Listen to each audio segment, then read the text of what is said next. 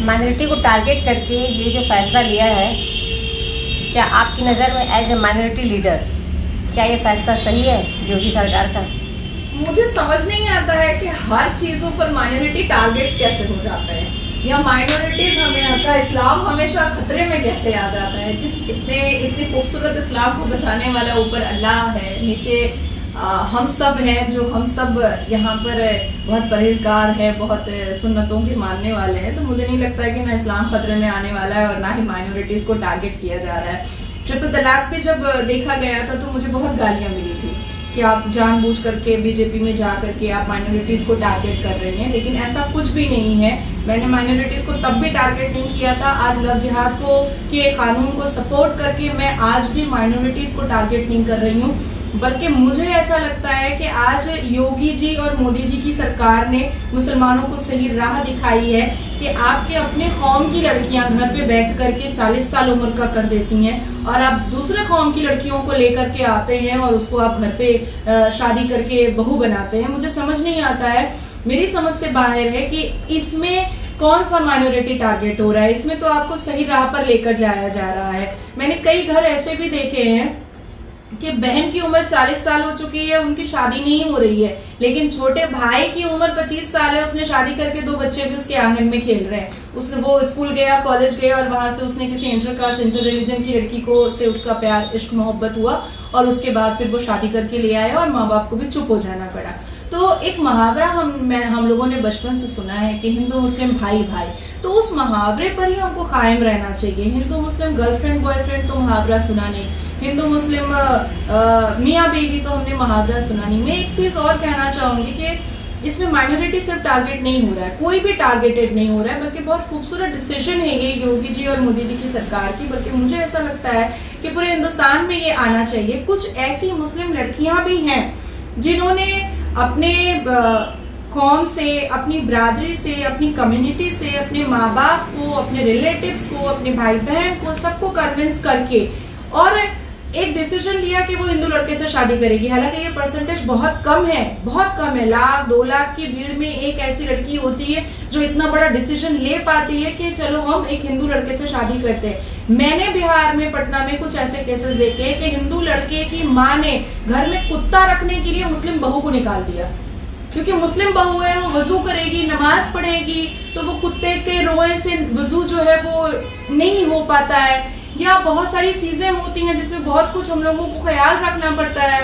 हम लोगों को पेशाब में पानी लेना पड़ता है, हाथ धोना पड़ता है, बहुत सारी चीजें हैं, बहुत सारी चीजों को ख्याल रखना पड़ता है। कुछ मैंने केसेस ऐसे देखे हैं कि मुस्लिम लड़की बहुत सक्सेस है, बहुत मशहूर है, और एक हिंदू लड़के ने किसी छोटे जात के वहाँ, क्योंकि हिंदुओं में छोटी जाति और बड़ी जाति बहुत देखी जाती है, दलित देखा जाता है, तेली देखा जाता है, ये सारे समाज उनके अलग अलग होते हैं। उन्होंने किसी पठानी लड़की से शादी कर लिया, किसी सैयद की लड़की से शादी कर लिया, किसी बड़े मुस्लिम लड़की से शादी किया, उसके पैसे लूट लिए और फिर उसके बाद उसके ऊपर ही 1000 किस्म के इल्जाम लगा करके उसको छोड़ दिया।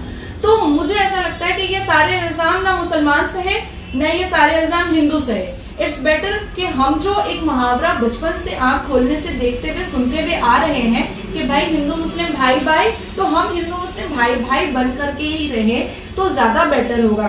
कितने परसेंटेज है डिवोर्स के आप सोचिए। इंटर रिलीजन शादी जो है वो मोर और लेस 11% से ज्यादा है हिंदुस्तान में। इंटर रिलीजन की शादी 5.38% में क्या होता है, आपस में 2 ही महीने में झगड़ा होकर के, तनाव होकर के, एक दूसरे की अपब्रिंगिंग क्योंकि अलग होती है, एक दूसरे का रहन सहन अलग होता है, एक दूसरे की ट्यूनिंग फिर नहीं बैठती है और उसके बाद फिर डिवोर्स बात कोर्ट में चली जाती है और घर की इज्जत को नीलाम किया जाता है। कुछ खानदान वाले ऐसे होते हैं जो चुप रह जाते हैं कि भाई सामने वाला बोल रहा है, बोलने दो। कुछ खानदान वाले ऐसे होते हैं जो आपस दोनों मिलकर के लड़ते हैं, दोनों एक दूसरे की इज्जत को उछालते हैं। कुछ लड़का ये खड़ा होकर बोलता है कि भाई लड़की दारू पीती है, लड़की सिगरेट पीती है, लड़की के तो 10 बॉयफ्रेंड है, रात को फोन आता है, रात को मैसेजेस आते हैं। तो आप किसी की भी लड़की को आप बाहर में जाकर बेआबरू ना करें, बेइज्जत ना करें। इट्स बेटर कि आप अपनी ही बरादरी में शादी करें और अपने कौम की लड़की को ही आप आगे लेकर के चले, तो वो इस्लाम के लिए भी अच्छा होगा, इस्लाम की बेटी के लिए भी अच्छा होगा। और आप अगर इस्लाम के वाकई में मानने वाले हैं तो आपको तो पहले मुसलमान की बेटी को का हाथ थामना चाहिए, मुझे ऐसा लगता है। बहुत अच्छा जवाब है। अच्छा, हमारा अगला सवाल है कि योगी सरकार ने ये जो कदम उठाया, तो क्या अन्य राज्य भी इस तरह का कदम उठा सकती है? इस बारे में आपका क्या? अभी मुझे ये सुनने में आया कि गिरिराज सिंह जी ने ये बात कही है कि बिहार में भी लव जिहाद का मैटर मतलब लव जिहाद का जो है एक निर्णय लेना चाहिए। तो मुझे ऐसा लगता है कि मैं उनके इस डिसीजन में बिल्कुल साथ हूँ, और सिर्फ बिहार में या महाराष्ट्र में या मतलब चुने हुए राज्य में ये नहीं होना चाहिए।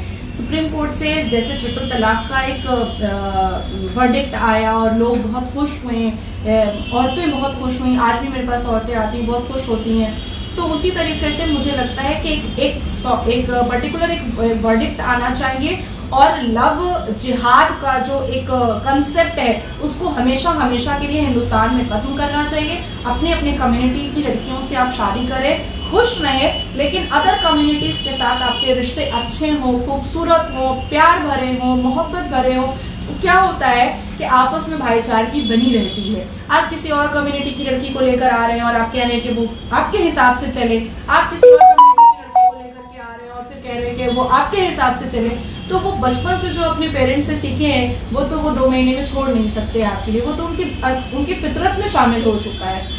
तो मुझे लगता है कि लव जिहाद जो वर्ड है उसको हिंदुस्तान से खत्म ही करना चाहिए, और ये कॉन्सेप्ट ही खत्म करना चाहिए। कानून लाना चाहिए कि अगर कोई किसी के साथ ये कर रहा है तो डेफिनेटली इस पर कानून बने और इस पर एक सजा मुकर्रर हो। आखिर में युवाओं के लिए एक मैसेज, जी, जो लोग इस लव जिहाद से जुड़ जाते हैं, जिसकी वजह से सरकारों को कानून बनाना पड़ता है, इस बारे में युवाओं के लिए एक मैसेज क्या होगा आपके?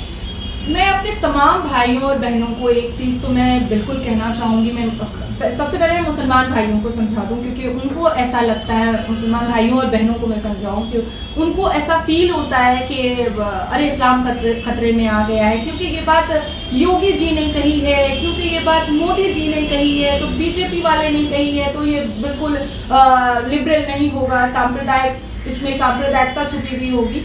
तो मैं उनको ये कहना चाहती हूँ कि देखिए, हमारा इस्लाम खतरे में कभी नहीं आने वाला है, क्योंकि अल्लाह बहुत बड़ा है और इस्लाम को संभालने वाला वो है। हम कौन है? हम कोई नहीं है। रही बात कि अगर ये कानून ला रहा है, तो मैंने पहले भी कहा कि हर सिक्के के 2 पहलू होते हैं। तो आप नेगेटिविटी को मत देखिए, आप ये सोचिए कि आपके कौम की बच्चियां, आपके कौम की बेटियां, आपके कौम की विधवाएं, आपके कौम की डिवोर्सी जो घर पे बैठी हुई है, उनके माँ बाप के कलेजे पर क्या बीतता होगा। आप पहले उनका हाथ थामे ना, आप पहले उनको फर्स्ट प्रिविलेज देना। आपकी अपने कौम की लड़कियां पढ़ी लिखी मॉडर्न होती हैं तो आप उनको आवारा कह देते हैं। आपके अपने कौम की मुसलमान की लड़कियां अगर बहुत ज्यादा पढ़ती हैं, खुद मैं सुनती हूँ, मेरी माँ 1000 बात मेरे लिए सुनती है कि कोई अच्छा लड़का मिलेगा, इतना पढ़ चुकी है, कैसे होगा, क्या होगा। हमारी कजन्स के लिए होता है, कोई डॉक्टर है, कोई इंजीनियर है, तो बहुत सारी बातें। मेरी खुद छोटी बहन है, वो मेरे से 13 साल की छोटी है, उसने MBA कंप्लीट किया है रिजवी कॉलेज से। उसके लिए बात होती है कि इतना पढ़ा दिया है तो अब कौन मुसलमान लड़का शादी करेगा। तो आप सोचें, मैं आपके चैनल के माध्यम से मैं युवाओं को समझाना चाहती हूँ कि आप अगर लड़की में मॉडर्न लड़की ढूंढते हैं, पढ़ी लिखी लड़की ढूंढते हैं, तो वो हमारे मुसलमान कौम में भी है। आखिर वो मुसलमान कौम की पढ़ी लिखी लड़की, वेस्टर्न आउटफिट्स वाली लड़की आपकी नजरों में खराब कैसे हो जाती है? आपकी नजरों में वो तो खराब नहीं होनी चाहिए, क्योंकि आपको एक लाइफ पार्टनर चाहिए। सेकेंड थिंग इज कि अगर आप मुसलमान कौम की पढ़ी लिखी लड़की लेकर आते हैं, तो वो आपकी वालदा के साथ बैठकर नमाज भी पढ़ेगी, आपकी वालदा के साथ रोजा भी रखेगी, नियत भी करेगी, तो कहीं पर भी कुछ भी ऐसा नहीं होगा कि एडजस्ट नहीं होगा।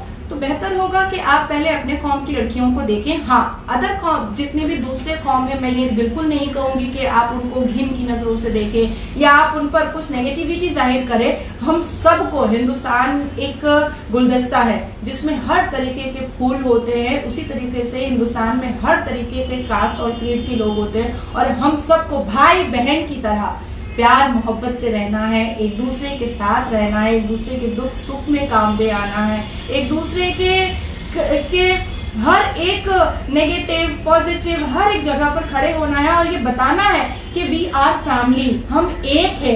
लेकिन मुझे ऐसा लगता है कि उत्तर प्रदेश योगी सरकार जी ने जो स्टेप लिया है लव जिहाद पर, मैं उसको समर्थन करती हूँ, मैं उसके सपोर्ट में हूँ। और अगर मुझे फिर से मौका मिलेगा तो ट्रिपल तलाक की तरह लव जिहाद पर भी मैं सुप्रीम कोर्ट में आवाज अपनी गुहार लगाने को मैं तैयार हूँ। धन्यवाद, शुक्रिया।